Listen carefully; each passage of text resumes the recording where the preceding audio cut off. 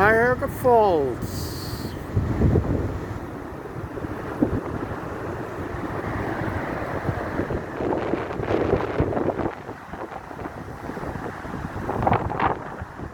Power in that water.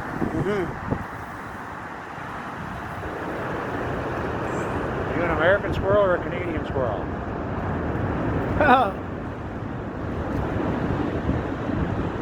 That's the Grand Buffet. Grand Buffet is closed.